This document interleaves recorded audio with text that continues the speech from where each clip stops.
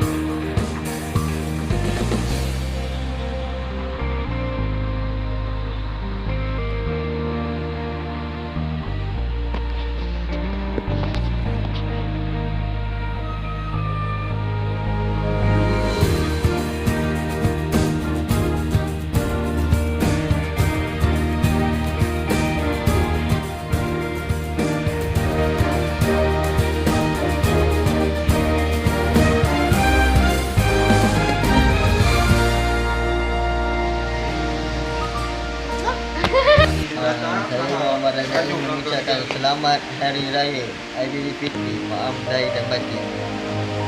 Saya Muhammad Gidai Ashraf ingin mengucapkan selamat Hari Raya kepada semua umat Islam.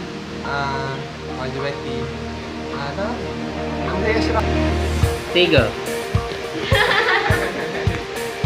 Saya mengucapkan selamat Hari Raya Aidilfitri, maaf lahir dan batin.